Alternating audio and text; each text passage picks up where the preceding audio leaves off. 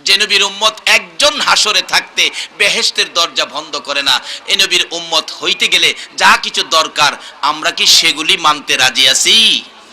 তাহলে আসুন, কোরআন শরীফে আমার আল্লাহ নিজে ওয়াজ করেছেন, কোরআন শরীফে আল্লাহ ওয়াজ করেছেন, হাদিস শরীফে রাসূল ওয়াজ করেছেন, আমরা আল্লাহর কথাগুলিও মানতে হবে। কেননা আমরা যেই জমিনে থাকি, বলুন তো এই জমিনটা কার? সবাই বলুন। নাকি কারো কোনো আপত্তি আছে? জমিনটা যে আল্লাহর, এই ব্যাপারে কারো কোনো আপত্তি আছে? আপত্তি থাকলে লন আমরা একটা গান শুনি।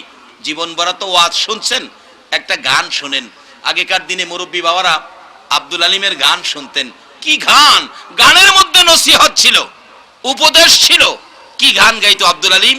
পরের জায়গা পর জমিন ঘর বানায়া আমি রই, আমি তো সেই ঘরের মালিক নয়।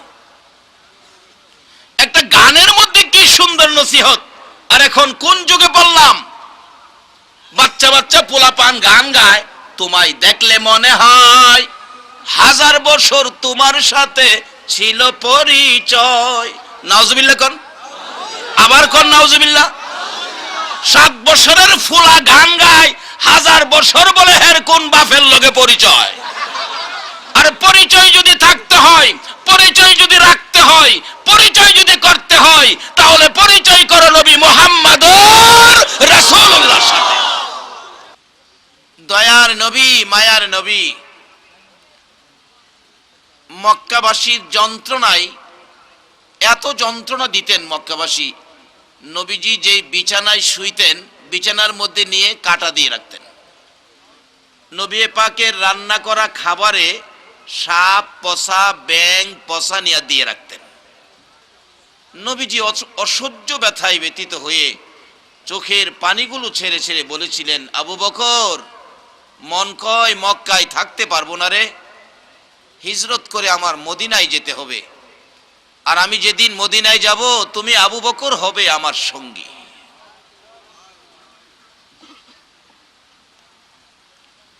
ওই দিন থেকে আবু বকর আমি নবীর সঙ্গী হব। ওই দিন থেকে আবু বকর এশারের নামাজ পড়ে ফজরের আজানের আগ পর্যন্ত দরজার মধ্যে কান লাগায়া দাঁড়ায়া থাকতেন, কোন সময় রাসূল আমাকে ডাক দিবে আবু বকর বলে। এই ডাকের অপেক্ষায় আজকে আপনারা কারা? সে নবীর ভালোবাসায় আবু বকর দাঁড়িয়েছিল আর আপনারা বসে আছেন। কি আপনাদের নসিব, কি আপনাদের ভাগ্য। বাবা ও লামাচন্দরপুরের যুব সমাজ, তোমরা কেমন মায়ের সন্তান! তোমরা আজকে সেই নবীর আলোচনা শোনার জন্য একটা জান্নাতের বাগান সাজিয়েছ। তোমাদের কপাল ভালো, তোমাদের ভাগ্য ভালো।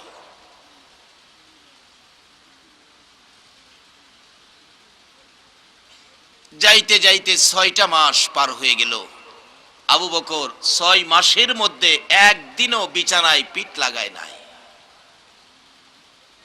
যেদিন 6 মাস পার হয়ে যাবে, আমার নবীর হুজরার চারপাশে নবীর দুশমন আবু জাহেলের নেতৃত্বে নবীজিকে দুনিয়ার থেকে শেষ করে দেওয়ার জন্য নবীজির হুজরা মুবারক ঘেরাও করে ফেলেছে তরবারি হাতে।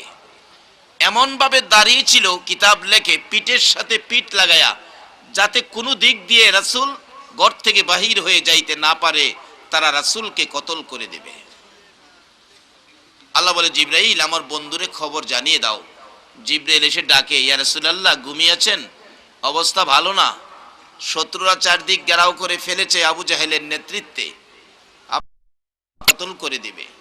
নবী বলেন, জিবরাইল আমি এখন কি করব রে, আমি এখন কি করব? আল্লাহ বলেন, জিবরাইল আমার বন্ধুকে বলে দাও, বন্ধুর কোনো ভয় নাই। এক মুষ্টি বালু হাতে দিয়ে সূরা ইয়াসিনের এক টুকরা আয়াত তেলাওয়াত করে রাসূলকে বলো বালুর মধ্যে ফু দিয়ে ঘরের ভিতরে ছিটাইয়া দিতে। জিবরাইল বললে, রাসূল বলেন, জিবরাইল তারা তো বাহিরে, আমি ঘরে ছিটাইলে কি লাভ হবে? জিবরাইল বলেন, ইয়া রাসূলুল্লাহ আপনি ছিটান ঘরের ভিতরে, বাহিরে আমি তাদের চোখে পৌঁছাইবার দায়িত্ব নিলাম আমি, আপনি ভিতরে ছিটান। নবীজি নির্দেশ মতো এই কাজ করলে জিবরাইল আরবের বালুর কণা, পাথরের কণা, আমাদের দেশের বালুর মতো না। যারা গেছেন দেখছেন, প্রত্যেকের চোখে চোখে বালুর কণা পৌঁছাইছে। চোখে বালুর কণা পৌঁছলে এটা তো রহমত যায় নাই, বলুন কি গেছে? গজব। গজব। রহমত আর গজবের মধ্যে কি বেশ কম আছে না? রহমতের নবীর পক্ষে থাকবেন, আল্লাহর রহমত পাবেন। রহমতের নবীর পক্ষে থাকবেন না, গজব পাবেন। আপনারা কি রহমত নেবেন না গজব নেবেন? আসতে বললেন যে রহমত নেবেন না গজব নেবেন? তাহলে আসুন কোন রাস্তায় গেলে রহমত, সে রাস্তাটা খুঁজে বের করি, আল্লাহ যদি তৌফিক দেন। চোখে এইভাবে কসালতেছে, আর একজন একজনকে বলতেছে কি হলো কি হলো, আরেকটা কয় যা হলো ভালোই হলো, যার লেগে খারিছস ইনি তো যাইতেছে গা, ধাক্কা ধাক্কি লাগছে। এই মারতে শুরু করলো, একজন আরেকজনকে হেরাই হেরারে মারে।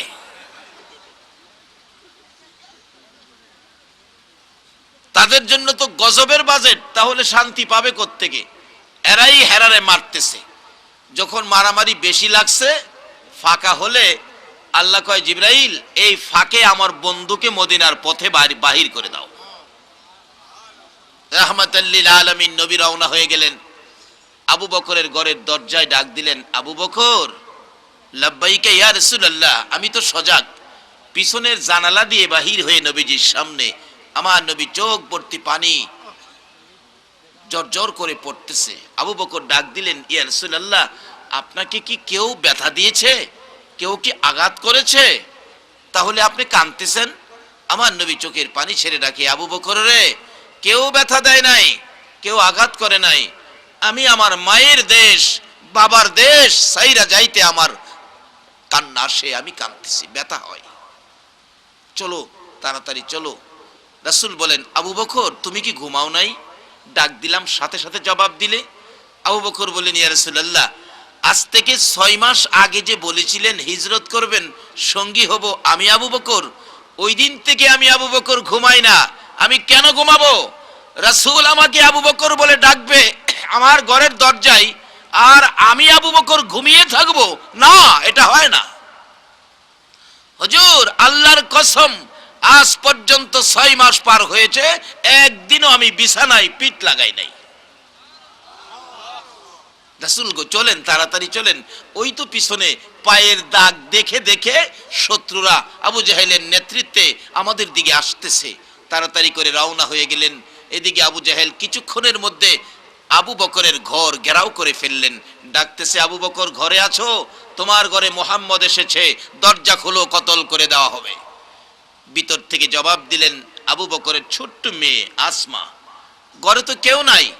না না, দরজা খুলো, আছে তোমাদের ঘরে। দরজা খুলে দিলেন বাচ্চা মেয়েটা, কিন্তু কেউ তো করে নাই, আবু বকর তো ঘরে নাই, নবীজিও তো এই ঘরে ঢুকে নাই। বলো তোমার বাবা কোথায়? বলো আমার ভাতিজা কোথায়? বলতে পারি না, আমরা ঘুমিয়েছিলাম। বলো, বলতে পারি না। এক পর্যায়ে আবু জাহেল রাগ হয়ে এমন বাচ্চা ছোট্ট মেয়েটাকে এত জোরে মারলো, কানের পর্দা ফেটে রক্ত বাহির হইতেছে। বাচ্চা মেয়েটা বাবা ঘো বলে চিৎকার মেরে বেহুশ হয়ে জমিনে পড়ে গেছে। আবু বকরের কানে মেয়ের কান্নার আওয়াজ পৌঁছছে। আবু বকর বলেন, ইয়া রাসূলুল্লাহ, তাড়াতাড়ি করে চলুন, ওই তো পিছনে শত্রুদের আওয়াজ শোনা যায়, আমার বাড়ি পর্যন্ত শত্রুরা পৌঁছে গেছে। রাসূল বলেন, এরে আবু বকর, তুমি কেমনে জানো শত্রুরা তোমার বাড়ি পর্যন্ত পৌঁছেছে? হুজুর আমার মেয়ে, ছোট্ট বাচ্চা মেয়েটাকে আবু জাহেল মারতেছে, আমার মেয়েটা মার খাইয়া বাবা গো কইয়া কাঁদতেছে। আমার নবী ডাকতেছে, এরে আবু বকর, তোমার মেয়ে কি যদি আবু জাহেল মারতে থাকে, কান্নার আওয়াজ যদি তোমার কানে লাগে, আবু বকর রে বল, সন্তানের ভালোবাসায় যাবি না রাসূলের ভালোবাসায় মদিনায় যাবি? আবু বকর বলেন, ইয়া রাসূলুল্লাহ, আল্লাহর কসম করে বলি, আমার সকল সন্তান আদি যদি আবু জাহেল মেরে ফেলে, আমি সন্তানের ভালোবাসায় যাব না, আমি রাসূলের ভালোবাসায় সোনার মদিনায় যাব।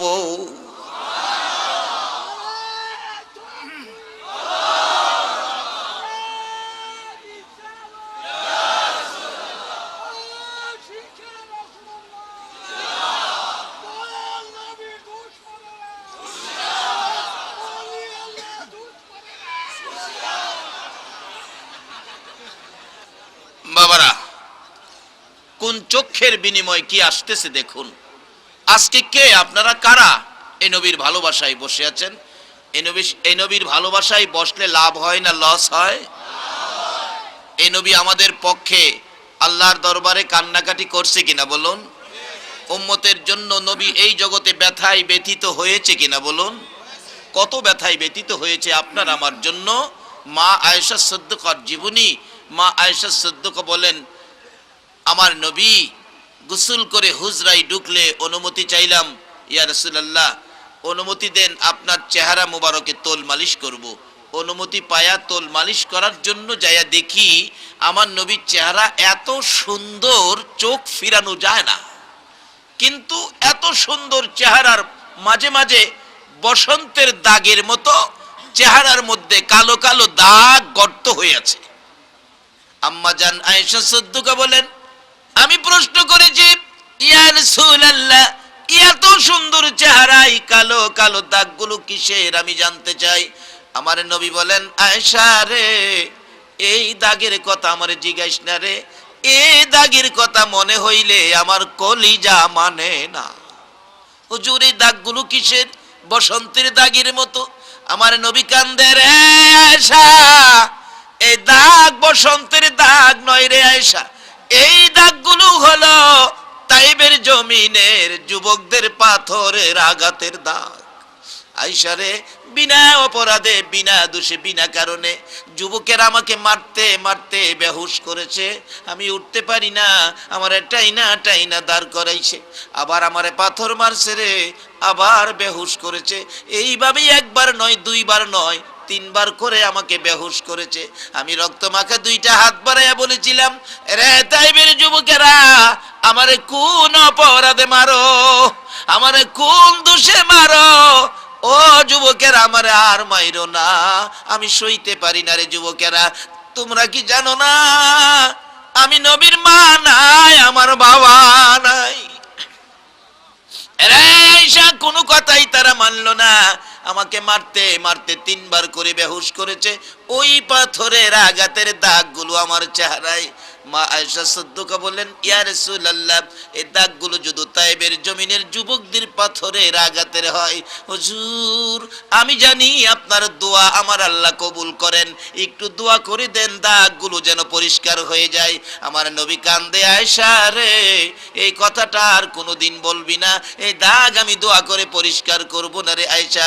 আসরের জমিন যেদিন কায়েম হবে, আধা দুপুরে সূর্য নেমে আসবে, সূর্যের তাপে জমিন তামা হয়ে যাবে, মাথার মগজ ফেটে যাবে, মগজগুলো গলে গলে নাকে দিয়ে মুখে দিয়ে কানে দিয়ে বাহির হবে।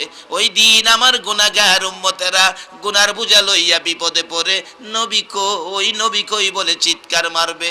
রে আয়েশা ওই চিৎকারগুলো যখন আমার কানে লাগবে রে, আমি নবী সইতে পারবো না। ওই বিপদ মুহূর্তে আমি নবী এক একটা দাগের বিনিময় কোটি কোটি গুনাহগার উম্মতের নাজাতের দাবি করব। আমার আল্লাহ বলেন, বন্ধু গো তাইবের জমিনের পাথরের আঘাতের দাগ উম্মতের নাজাতের জন্য রেখে দিলা। উম্মতের জন্য তোমার এত মায়া, আমি যে তোমারে কত ভালোবাসি গো বন্ধু। তোমার 63 বছর জিন্দেগিতে তোমার সুন্দর চেহারায় আমি আল্লাহ একটা মশা মাছি বসতে দেই নাই, একটা পোকা মাকড় কামড় দিতে দেই নাই। ওই চেহারার পাথরের আঘাতের দাগ উম্মতের জন্য রেখে দিলা। যাও বন্ধু কথা দিলাম, তোমার উম্মত যারা হবে, তোমাকে যারা ভালোবাসবে, তোমার পক্ষে যারা থাকবে, তোমার আদর্শের মালা যারা গলায় পরবে, তোমার উম্মত হইলে আমি আল্লাহ কথা দিলাম তোমার উম্মতের মাফ করে দিব। বাবারে যেই বয়সের যুবকেরা আমার নবীকে বিনা দোষে এইভাবে মারতো, আজকাল সেই বয়সের যুবক নবীর ভালোবাসায় রাত্র 12টার পরে বসে আছো। আমার মন বলে তোমাদের জন্য আমার নবী ফুলসিরাতের ঘাটে বসে থাকবে। বাবারা আসুন সেই নবীর পক্ষে সময় দেই। কোরআন শরীফে আল্লাহ করেছে, হাদিস শরীফে রাসূল করেছে, কাজী আল্লাহকেও চিনতে হবে, রাসূলকেও চিনতে হবে। কোন আল্লাহ কোন নবীর বিনিময় আমাদেরকে মা বাবার মাধ্যমে দুনিয়াতে দিয়েছে। বলুন রাসূল যদি না হইতো এই দুনিয়ার সৃষ্টি কি হইতো? মক্কার মদিনায় ঝগড়া লাগছে। মক্কা কই মদিনা রে তোর তো দাম নাই, আমি মক্কা কত দামি দেখছোস? মক্কা মদিনারে কয় আমি কত দামি দেখছোস? মদিনা জিগাই এত দাম তোর কি দিয়া? তুই টের পাস না? আমার মধ্যে জমজম, তোর মদিনাই নাই। সাফা মারোয়া মদিনাই নাই। মিনা মুজদালিফা আরাফা এমনকি খানায়ে কাবা আমার মক্কার জমিনে, তোর মদিনাই তো নাই। মদিনা কো মক্কা, জমজম লইয়া সাফা মারোয়া মিনা মুজদালিফা আরাফা খানায়ে কাবা লইয়া বাহাদুরি করিস না। আমি মদিনার দিকে তাকিয়ে দেখ, এমন এক নবী আমার বুকে ঘুমাইছে, যেই নবীর সৃষ্টি না হইলে তোর খানায়ে কাবাটাও হইতো না। সেই নবীর কেমন নবী আমাদের চিনতে হবে, যার উসিলায় আল্লাহ পাক সব সৃষ্টি করেছেন। তাই বলছিলাম, এই নবীর ভালোবাসায় যেই চোখ জাগ্রত থাকবে, জাহান্নামের আগুন হারাম হবে। আর এই নবীর পক্ষে যারা জাগ্রত, তার বাজেট কি, সেটার পরেই আমি আমার বাকি আলোচনায় যাচ্ছি। আবু বকর সিদ্দিক রাদিয়াল্লাহু তাআলা এইভাবে 6 মাস পর্যন্ত নবীর ভালোবাসায় চোখে ঘুম দেন নাই। তার বিনিময় কি আসছিল? আবু বকর রাসূলের সঙ্গী হয়ে চলে গেলেন। তার বিনিময় কি? মদিনার ঘটনা। আম্মাজান আয়েশা সিদ্দিকা বলেন, রাত্র এরকম আকাশে চাননি, ফটফট মাঠ, কি সুন্দর, মনে হয় যেন আলো জ্বালিয়ে রাখছে, চন্দ্রভর্তি আকাশ। নবীজির সাথে আম্মাজান সিদ্দিকা হাঁটা ঘোরাফেরা করতেছেন। এক পর্যায়ে আয়েশা সিদ্দিকা প্রশ্ন করলেন, ইয়া রাসূলুল্লাহ, আকাশে এত তারা দেখা যায়, এত তারা আকাশে, এই তারা পরিমাণ নেকি কি কোনো মানুষের আছে? আচ্ছা, আকাশে কত তারা পৃথিবীর বিজ্ঞান কি গণনা করতে পারছে? ভবিষ্যতে পারবে? কিন্তু প্রশ্ন তো রাসূলের সাথে করলো। আচ্ছা, রাসূল কি আকাশের তারার খবর কি দিতে পারবে মনে করেন আপনারা? আসতে গেলেন যে দুনিয়ার কেউ না পারলেও রাসূল দিতে। প্রশ্ন করলেন, আকাশের তারা পরিমাণ নেকি কোনো মানুষের আছে কিনা? আচ্ছা, নেকি কার জীবনে কত আছে এটাও তো আমরা জানি না, কিন্তু রাসূলকে প্রশ্ন করা হলো তারা কত, এই পরিমাণ নেকি কার আছে? নবীজি সঙ্গে সঙ্গে বলে ফেললেন, আয়েশা, আকাশের তারা পরিমাণ নেকি আছে হযরত ওমর ফারুক রাদিয়াল্লাহু তাআলা। আয়েশা, ওমরের নেকি হলো আকাশের তারা পরিমাণ। আম্মাজান আয়েশা সিদ্দিকা বলেন, ইয়া রাসূলুল্লাহ, ওমরের এত নেকি? আমি না ভাবছিলাম যে, কি ভাবছিলা? না হুজুর, আমি ভাবছিলাম যে, কি বলো না?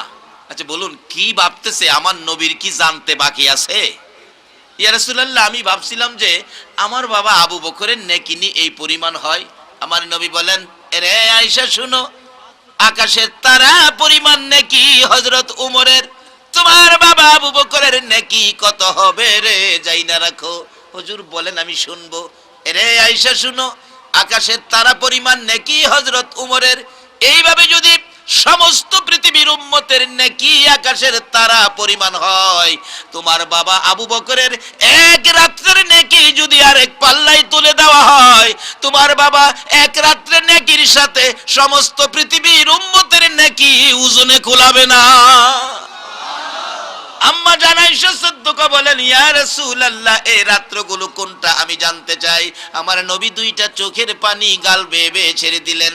আয়েশা রে, যেদিন আমি মায়ের দেশ বাবার দেশ রে, মায়ের দেশ বাবার দেশ ছেড়ে যেদিন মক্কা থেকে হিজরত করে মদিনায় যাব, তোর বাবাকে বলেছিলাম সঙ্গী হবে আবু বকর।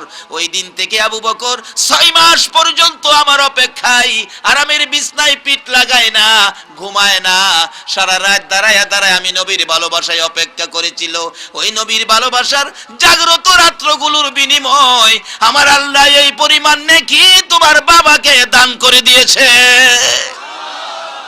যেই নবীর পক্ষে থাকার কারণে আবু বকর সিদ্দিককে এই পরিমাণ নেকি দিয়েছে। আমি জানতে চাই, আজকে যারা আপনারা নবীর ভালোবাসায় এই মাহফিলে বসে আছেন, আল্লাহ কি আমাদের ভাগ্যে এই নেকি দিতে পারে না? পারে? পারে? সকলে বলুন আমিন। আল্লাহ আমাদেরকে এই ভাগী করুন, আবারও বলুন আমিন। বাবারা আসুন আমি আলোচনায় ঢুকে যাই। মহব্বত একটু দুরূদ শরীফ পড়ুন। আল্লাহুম্মা সাল্লি মুহাম্মাদ, আল্লাহুম্মা সাল্লি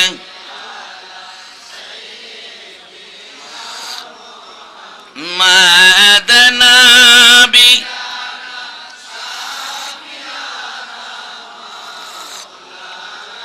মুহাম্মাদ নবী মাওলানা দিবানিশি মনে রে আমার আর দিও না যন্ত্রণা দিবানিশি মনে রে আমার আর দিও না যন্ত্রণা হায়রে দান যদি হইতাম দনি যাইতাম সোনার মদিনা হায়রে দান যদি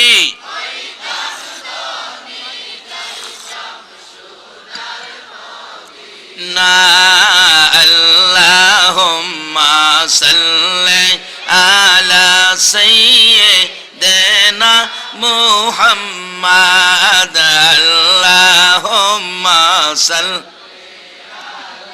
সাইয়্যিদিনা মুহাম্মাদ নবী মাওলানা মুহাম্মাদ নবিয়ানা। আমার ভালোবাসায় রাসূল খুশি কিনা তোমরা প্রমাণ করে দিও। কিভাবে? আমার মৃত্যু হলে আমাকে গোসল দিয়ে কাফন পরাইয়া জানাজা শেষে নবীজির রওজা পাকের পাশে আমার লাশটা রেখে একজনের নবীকে জিজ্ঞেস করো আমার লাশটা কোথায় দাফন হবে। নবী রওজা পাকের ভিতর থেকে যেখানের কথা বলে সেখানে আমাকে দাফন করো। বলুন এখনো নবী রওজার ভিতর থেকে কথা বলতে পারে কিনা? আসতে বললেন যে। ঠিক এইভাবে আবু বকরের মৃত্যুর পর ওসিয়ত মতো কাফন পরাইয়া জানাজা শেষে নবীজির রওজার পাশে রেখে হযরত আলী রাদিয়াল্লাহু তাআলা ডাকতেছে, ইয়া রাসূলুল্লাহ আপনার আবু বকর আপনার পায়ের নিচে হাজির, বলুন কোথায় দাফন করব। জবাব নাই।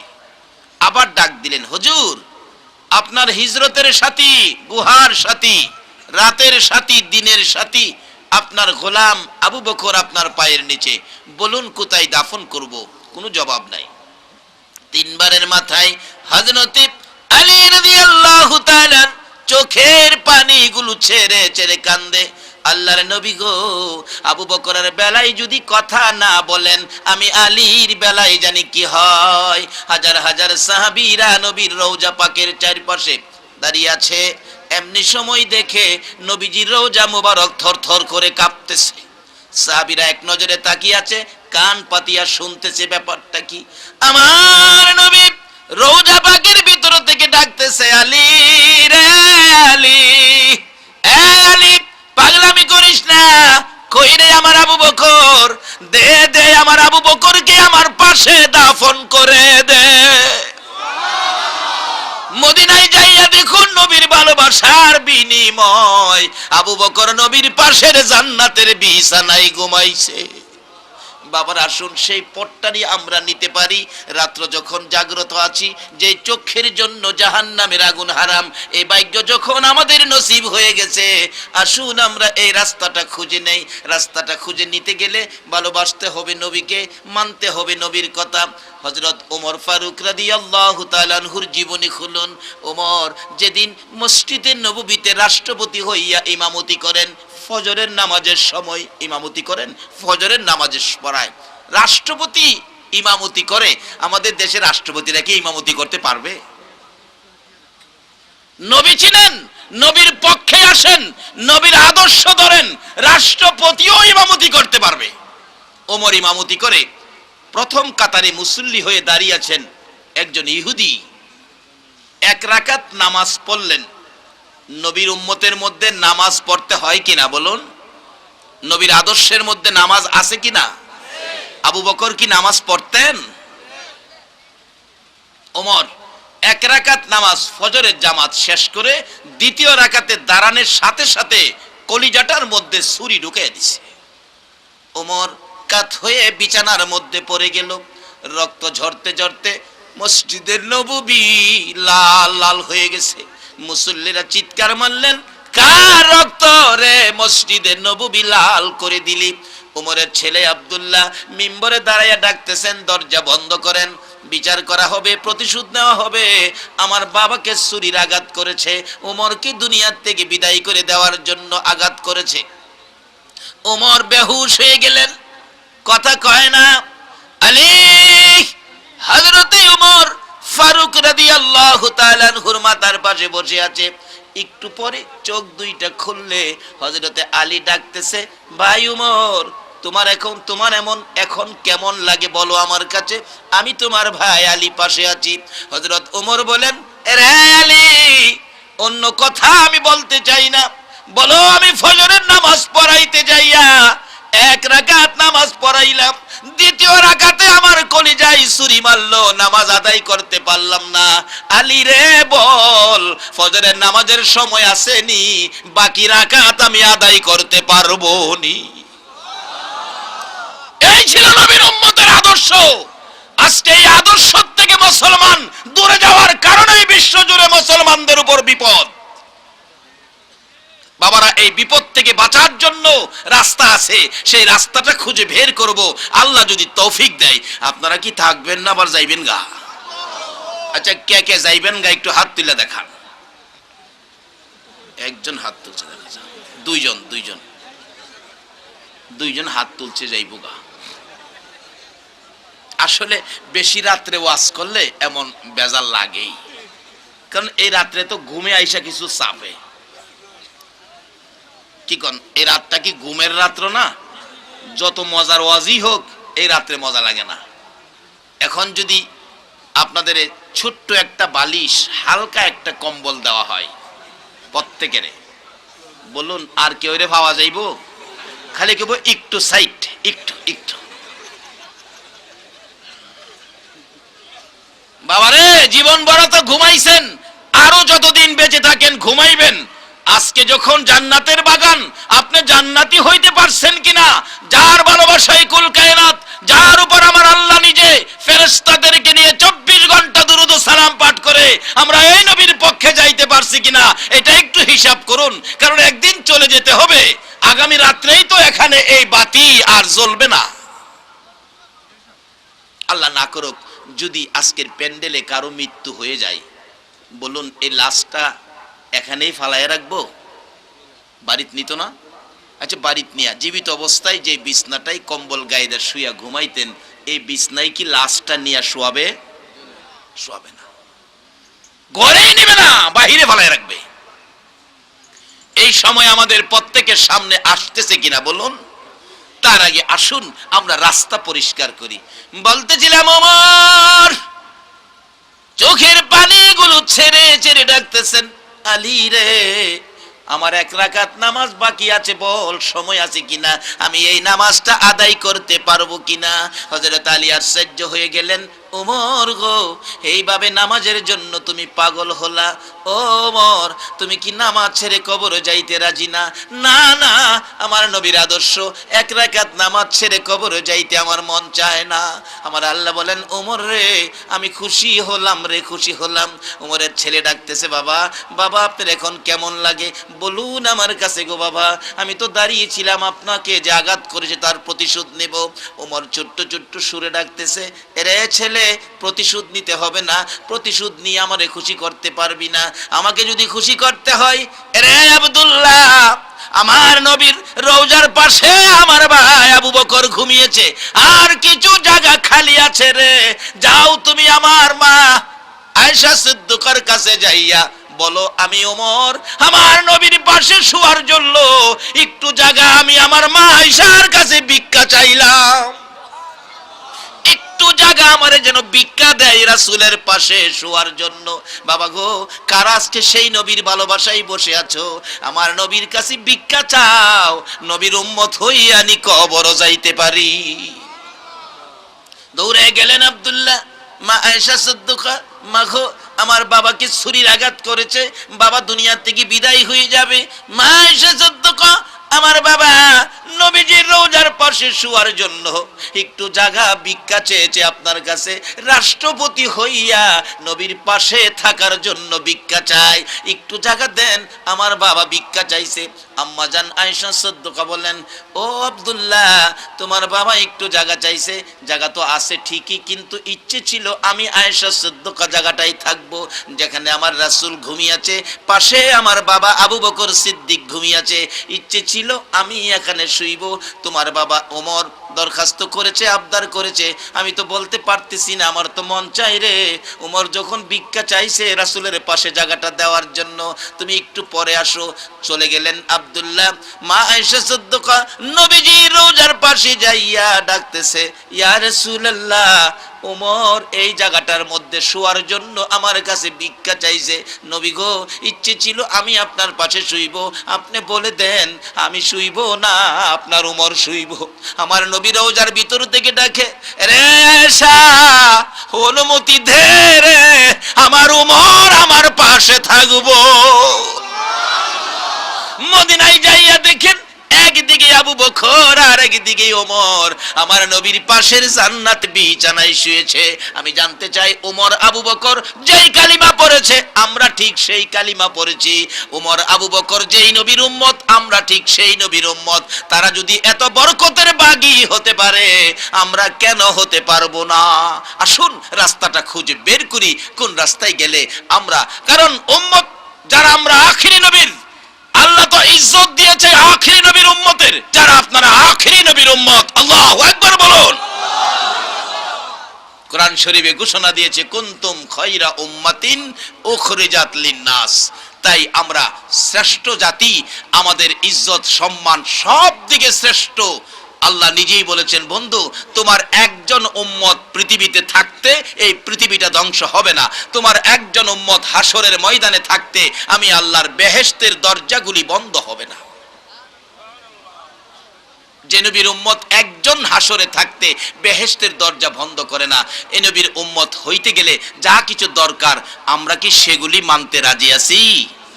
তাহলে আসুন, কোরআন শরীফে আমার আল্লাহ নিজে ওয়াজ করেছেন, কোরআন শরীফে আল্লাহ ওয়াজ করেছেন, হাদিস শরীফে রাসূল ওয়াজ করেছেন, আমরা আল্লাহর কথাগুলিও মানতে হবে। কেননা আমরা যেই জমিনে থাকি, বলুন তো এই জমিনটা কার? সবাই বলুন। নাকি কারো কোনো আপত্তি আছে? জমিনটা যে আল্লাহর, এই ব্যাপারে কারো কোনো আপত্তি আছে? আপত্তি থাকলে লন আমরা একটা গান শুনি। জীবন ভরা তো ওয়াজ শুনছেন, একটা গান শুনেন। আগেকার দিনে মুরব্বী বাবারা আব্দুল আলিমের গান শুনতেন। কি গান! গানের মধ্যে নসিহত ছিল, উপদেশ ছিল। কি গান গাইতো আব্দুল আলিম? পরের জায়গা পর জমিন ঘর বানায়া আমি রই, আমি তো সেই ঘরের মালিক নয়। একটা গানের মধ্যে কি সুন্দর নসিহত! আর এখন কোন যুগে বললাম, বাচ্চা বাচ্চা পোলাপান গান গায়, তোমায় দেখলে মনে হয় 1000 বছর তোমার সাথে ছিল পরিচয়। নাউজুবিল্লাহ কোন, আবার কোন নাউজুবিল্লাহ। 7 বছরের ফুলা গান গায়, 1000 বছর বলে হের কোন বাপের লগে পরিচয়। আর পরিচয় যদি থাকতে হয়, পরিচয় যদি রাখতে হয়, পরিচয় যদি করতে হয়, তাহলে পরিচয় করো নবী মুহাম্মদুর রাসূলুল্লাহর সাথে।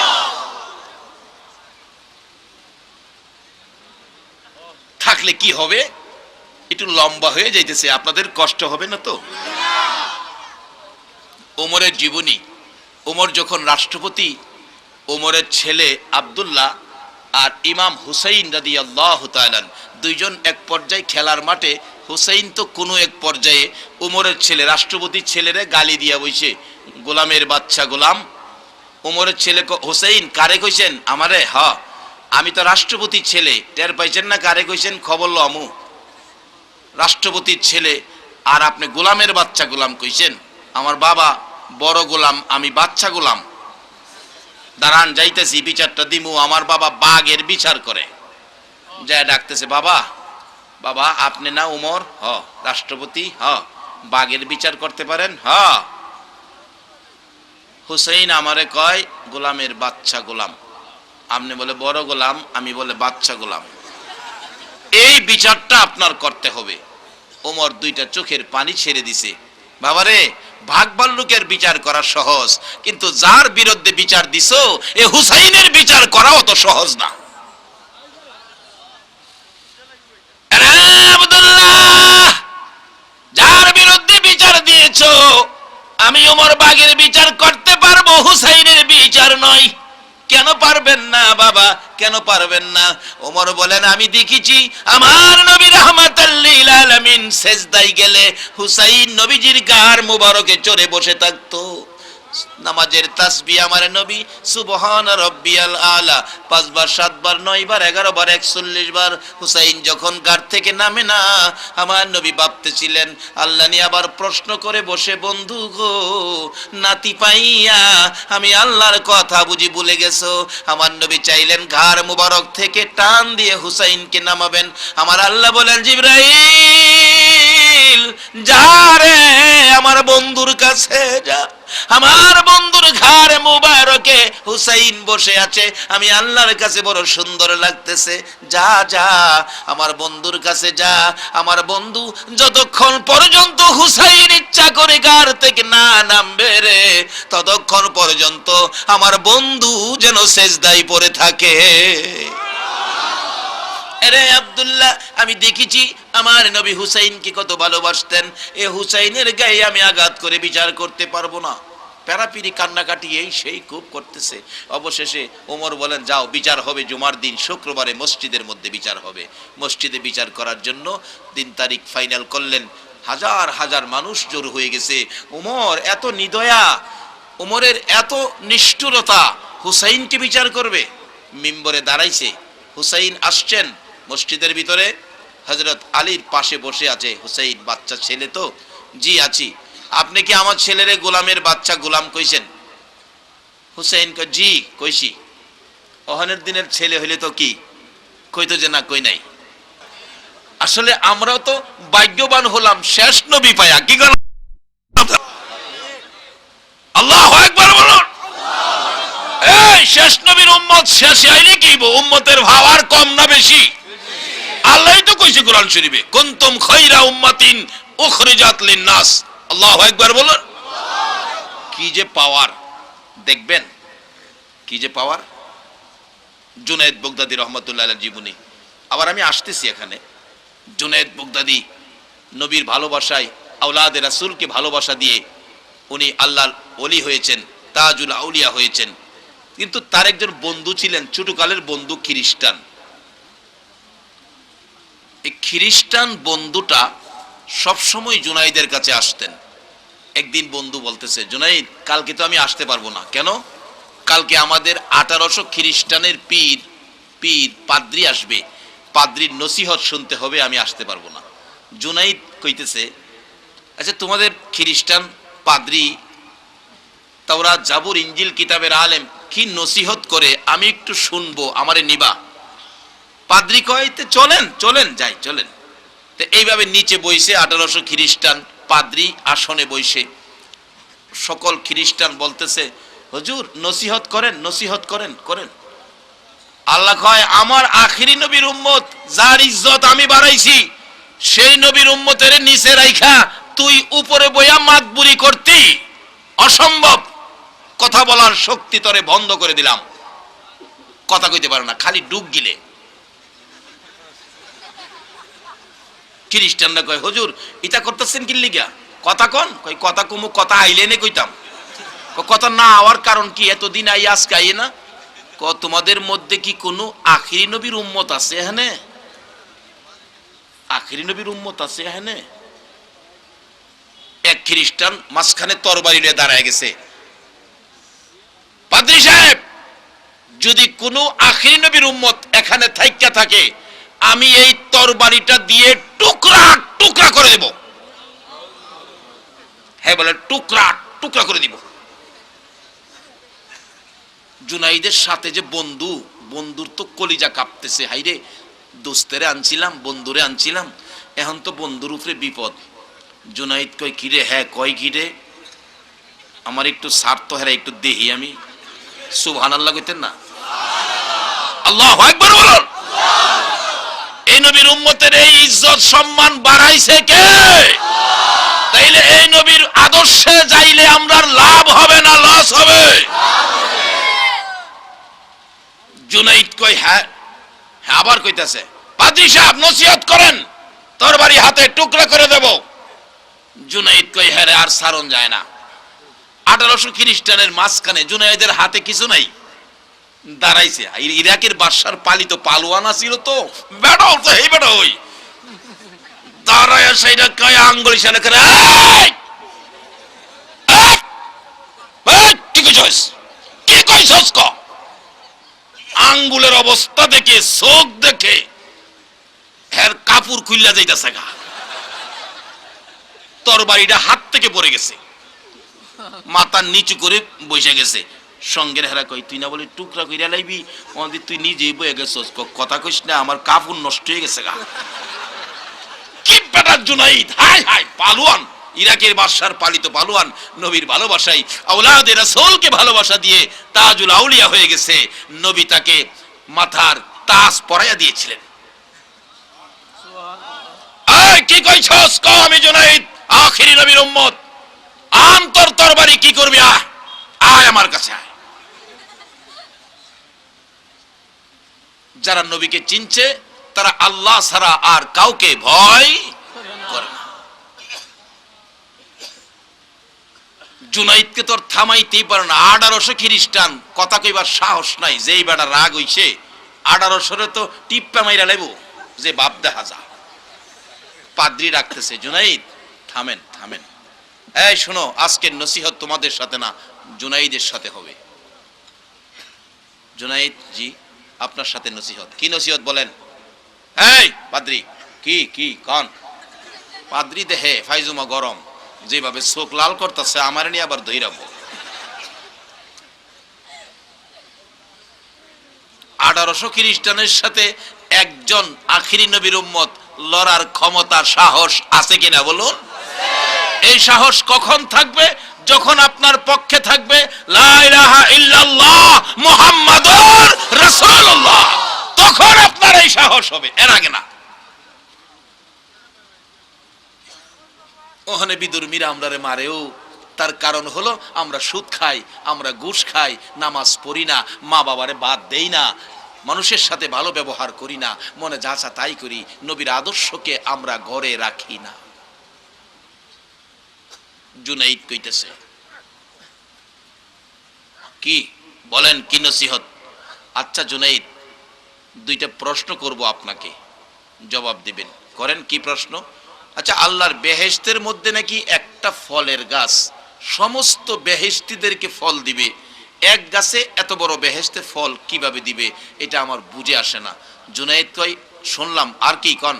এই গাছের ফল নাকি সকালে খাবে যে মজা, বিকালে খাবে ডবল মজা। এটা কেমনে? একটা জিনিস তো একবার কয়েকবার খাইলে মজা থাকে না, এটার মজা নাকি কমবে না, খালি বাড়বে। এই প্রশ্ন বলে, হ্যাঁ শোনেন পাদ্রী, শোনেন, আপনি কি এই প্রশ্নের জবাব জানেন না? কয় জানলে আপনারে জিজ্ঞাইছি।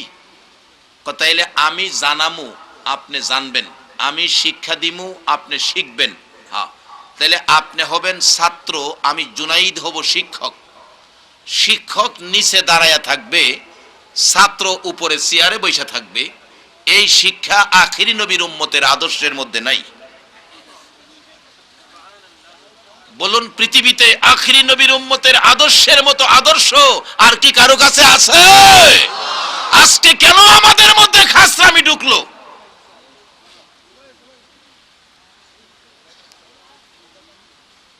পাদ্রী তো তাওরাত, জাবুর, ইনজিল কিতাবের আলেম, জ্ঞানী মানুষ, তো বেচারা নিচে নাইমা গিয়া পাদ্রী খ্রিস্টানদের সাথে, তার মুরিদানের সাথে বইছে, জুনাইদরে আইনা উপরে বসাইছে। আল্লাহ কয়, এইবার ঠিক আছে, আমি যা ঘোষণা দিছি এই পর্যায়ে ঠিক আছে। আখিরি নবীর উম্মতের মর্যাদা আমি দিয়েছি, মর্যাদার আসনে আবার তোমারে বসায় দিছি। এই মর্যাদা যদি আখিরি নবীর উম্মতের খাতায় নাম রাখতে পারেন, কিয়ামত পর্যন্ত আপনাদের এই মর্যাদা, এমনকি হাসরের ময়দানে আখিরি নবীর উম্মত যতক্ষণ পর্যন্ত জান্নাতের দরজায় না যাবে, কারো জন্য জান্নাতের দরজা খোলা হবে না। আজকে সেই নবীর উম্মত আমাদের অধপতন কেন? কেন আমাদের মধ্যে যাই ঝামেলা? আল্লাহ আমাদেরকে হেফাজত করুন, সকলে বলুন আমিন। এবার জুনাইদ বলেন, এই ছাত্র শোনো, তোমার প্রশ্ন কি ছিল? একটা জান্নাতের গাছে সারা জান্নাতে ফল দিবে কিভাবে? জুনাইদ যুক্তি দিতেছেন, শোনো, আকাশে সূর্য কয়টা? পাদ্রী কয় একটা দিয়ে কি সারা পৃথিবীর কাজ চলে? পাদ্রী কয় জি চলে। আপনারা কি কন, একটা সূর্য চলবো না আরো লাগবো এক দুইটা? দেখেন লাগলে আজকে আমরা দোয়া করুন না, আর এক দুইটা সূর্য দিক লাগবো, লাগলইলে পুষ মাঘ মাস কি কন, ওখানে যে মাস সামনে আইতেছে একটাই তো বাপ ডাহুন লাগে। একটা সূর্য দিয়ে আমার আল্লাহ সমস্ত পৃথিবীর কাজ চালাইতেছে কিনা বলুন? পাদ্রী কয় জি স্যার। তাইলে এক সূর্য দিয়ে যদি আল্লাহ দুনিয়া চালাইতে পারে, বেহেশতের মধ্যে এক গাছ দিয়ে সবাইরে চালাইতে পারবে না? পাদ্রী কয় যুক্তিসঙ্গত কথা তো রাইট। তাইলে মজাটা, ফলের মজা বলে খাইলে খালি বাড়বে কমবে না, এটার কারণ? জুনাইদ বলেন, পাদ্রী, নবী আমাদের জন্য নামাজ দিয়ে গেছেন, উত্তম ইবাদত নামাজ। কি উত্তম ইবাদত? নামাজ। আমরা নামাজ শুরু করে প্রত্যেক রাকাতে আমরা কোন সূরাটা পড়ি বলুন তো? সূরা ফাতিহা, যেটা হলো আলহামদুলিল্লাহ। জবাব দিবেন আপনি জুনাইদকে নিচে নামায় দিবেন। আল্লাহ কয় না, আখিরি নবীর উম্মতের ইজ্জত দিছি আমি, এটা কেউ নিতে পারবে না। পরামর্শ দিছেন। পাদ্রী কয়, জুনাইদ আমাকে একটা প্রশ্ন করেন, আমি জবাব দিয়ে আপনাকে নিচে নামায় দিব। জুনাইদ কয়, তাই নাকি? হ্যাঁ, তাহলে প্রশ্নটা হলো, দুইটা প্রশ্ন আপনি জান্নাত থেকে করছেন, তাহলে বোঝা গেল জান্নাতের সাথে আপনার পরিচয়টা বেশি। বলুন তো দেখি। জুনাইদ ডাকতেছে, পাদ্রী সাহেব বলুন তো দেখি, জান্নাতের দরজা জানালার চৌকাটে গেটের মধ্যে সমস্ত জান্নাতটা সাজানো হয়েছে নিশান দিয়ে, এগুলি কার নামের নিশান দিয়ে জান্নাত সাজানো হয়েছে? একটু বলুন তো দেখি। পাদ্রী খালি চোখ গোড়ায়। আচ্ছা হ্যাঁ, কই দেখবো কন্ত? যা দেখে প্যান্ডেলের বাতি গুলি, আর বাইরে তোর দেখে না। জুনাইদ জিগায়, কি ব্যাপার? খ্রিস্টানরা কয়েলান না। পাদ্রী কয়েলাম তোর বাপের ঘরের কথা আমি কয়েলাইতাম, আমি দেখলে এনে কইতাম। জুনাইদ দেখি না তো। দেখবেন, দেখলে ভালো হইতো। জুনাইদ ডাক দিছে, প্রভু গো, ও প্রভু, পাদ্রীকে জান্নাত পর্যন্ত দেখার শক্তি দাও। বলুন আল্লাহওয়ালাদের ডাক আমার আল্লাহ শুনে কিনা? সঙ্গে সঙ্গে পাদ্রীর চোখের পর্দা খুলে গেল, জান্নাত পর্যন্ত দেখার সুযোগ চোখের মধ্যে এসে গেল।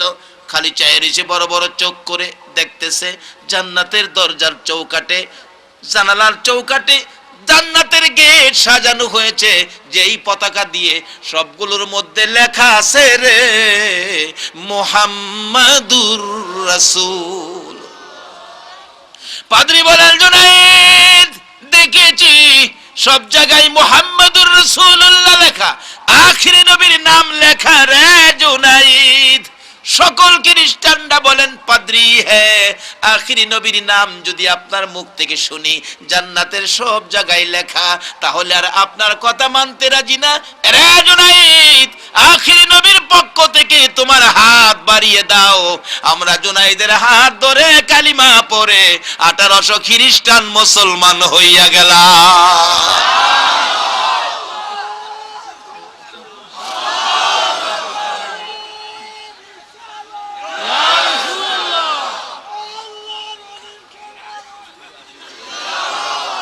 বাবারা ভাইয়েরা, এরকম একজন ওলি যদি আপনাদের কারো পক্ষে থাকে, বলুন একজন ওলি যদি আপনাদের কারো পক্ষে থাকে, তাহলে লাভ হবে না লস হবে?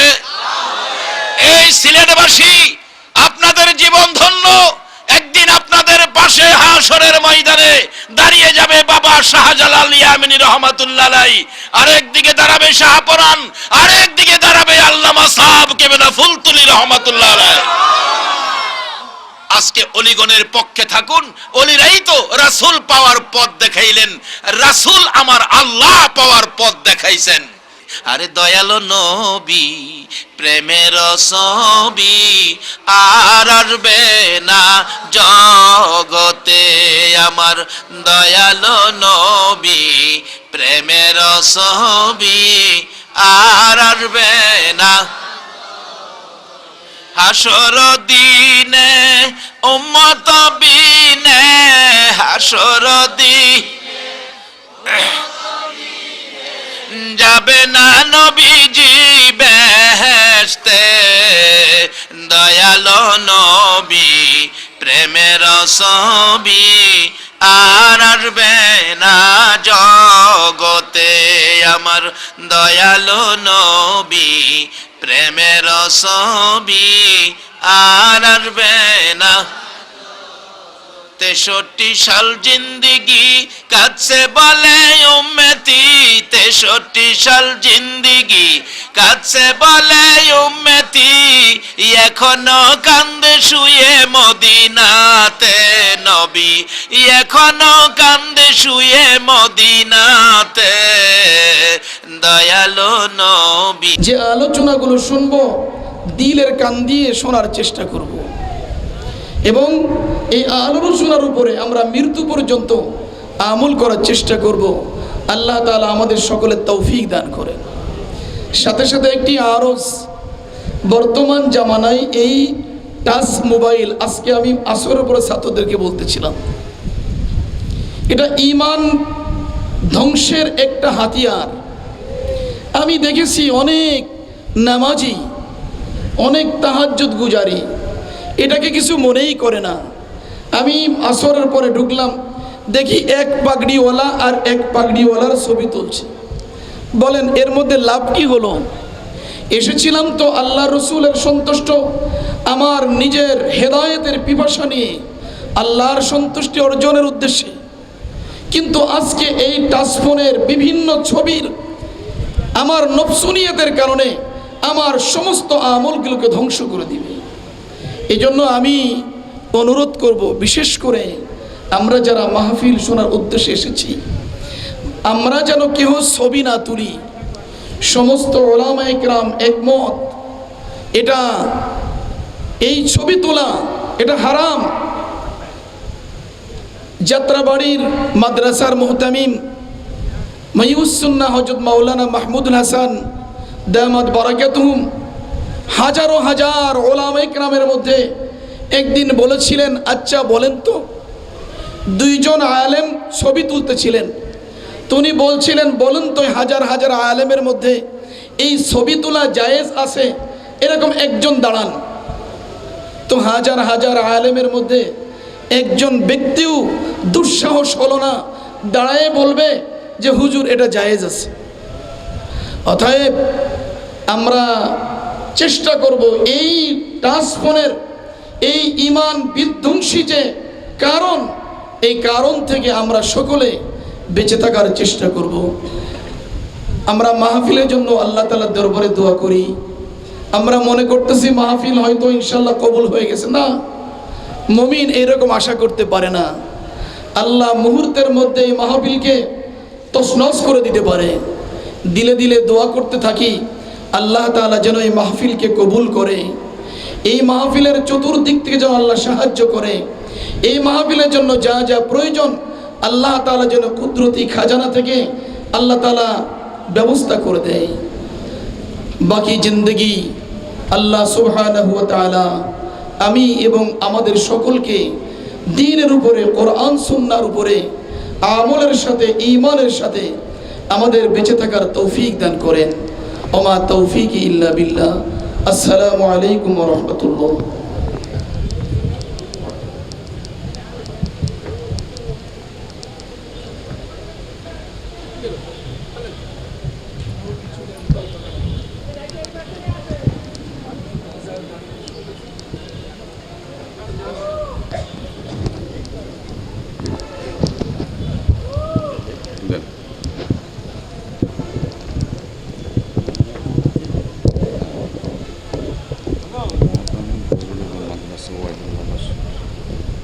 আলহামদুলিল্লাহ সম্মানিত উপস্থিতি এখন আপনাদের সম্মুখে পবিত্র কালামুল্লাহ ও হাদিসের আলোকে অত্যন্ত গুরুত্বপূর্ণ আলোচনা পেশ করবেন হযরত মাওলানা মুফতি উবাইদুল্লাহ বশির সাহেব দামাত বরকাতুহুল আলিয়া মুহতামিম জমজমপুর বহুমুখী কওমিয়া মাদ্রাসা যশোর। আমি হযরতকে তার মূল্যবান বয়ান পেশ করার জন্য সবিনয় অনুরোধ পেশ করছি। السلام عليكم ورحمة الله وبركاته.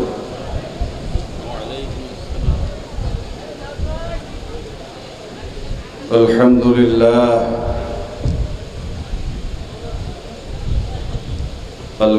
لله وكفى وسلام على عباده الذين اصطفى.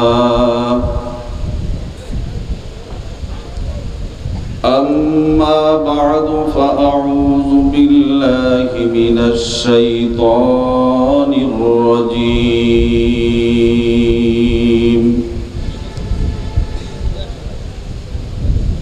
بسم الله الرحمن الرحيم.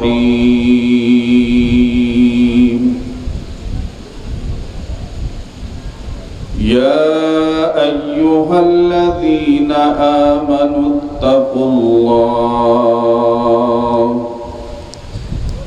وكونوا مع الصادقين.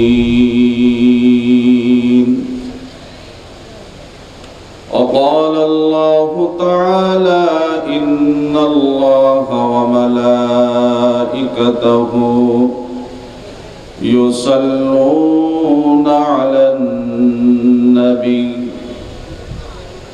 يا أيها الذين آمنوا صلوا عليه وسلموا تسليما. اللهم صل على سيدنا ونبينا وشفيعنا وحبيبنا ومولانا محمد صلى الله عليه وعلى آله وأصحابه وبارك وسلم.